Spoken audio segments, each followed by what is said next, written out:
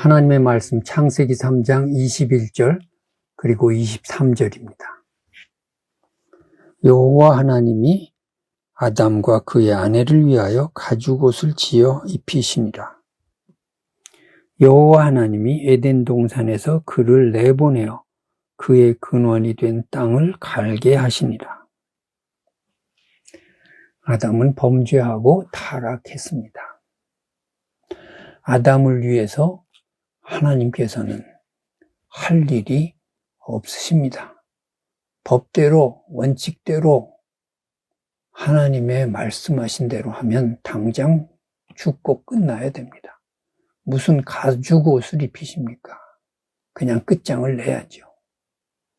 그런데 하나님은 아담을 사랑하십니다. 자신의 형상대로 창조된 아담에 대하여 하나님이 사랑을 중단하지 않습니다. 왜냐하면 아버지이기 때문입니다. 내 형상대로 창조한 이 아담, 그 아담의 범죄까지도 하나님께서는 포용하십니다. 그리고 그들의 수치를 가죽옷으로 가려 버렸습니다. 자, 가죽옷, 왜 가죽옷일까요? 무화과 옷이 아니라 왜 가죽옷일까요?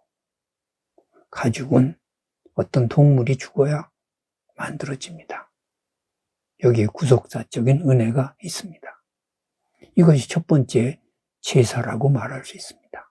죄사함을 위한 어떤 동물의 죽음을 우리가 생각할 수 있습니다.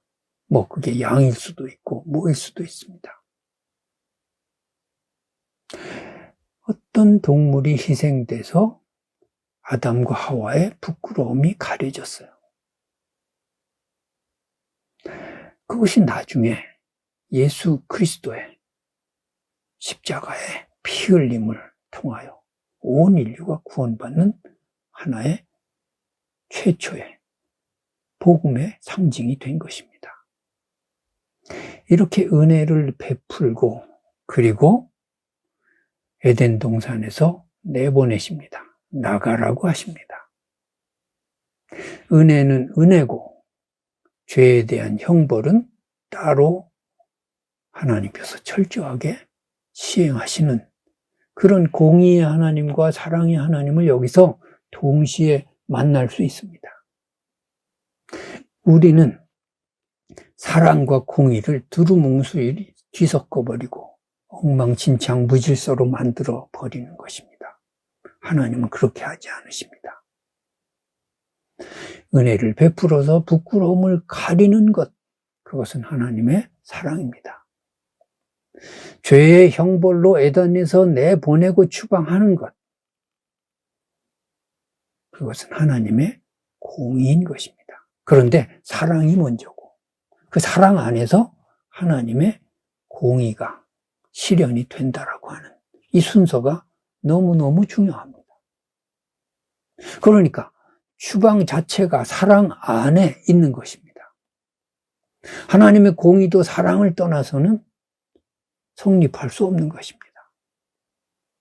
그러니까 가죽옷을 입히시고 죽이지 않으시고 부끄러움을 가려주시고 그리고 이 아담이 이 범죄에서 영원히 고통 가운데 살아야 되는 이 아담이 영생할까 봐 생명나무를 지키시면서 아담을 에덴 동산에서 내보내시는 그 공의가 사랑의 한 부분으로 나타나고 있습니다. 그러니까 하나님에게는 공의도 사랑이고 사랑도 사랑인 것입니다. 하나님이 왜 매를 대실까요? 사랑 때문에 되는 매라고 우리가 생각하면 안 되겠습니까? 내가 건강하게 살다가 병들었습니다. 하나님이 나를 저주하셨나 보다. 이렇게 생각하면 안 됩니다. 이것은 하나님의 사랑을 너무 무시하는 그런 말 아닙니까? 그런 생각 아닌가요? 내가 사업이 잘 되다가 갑자기 망했습니다.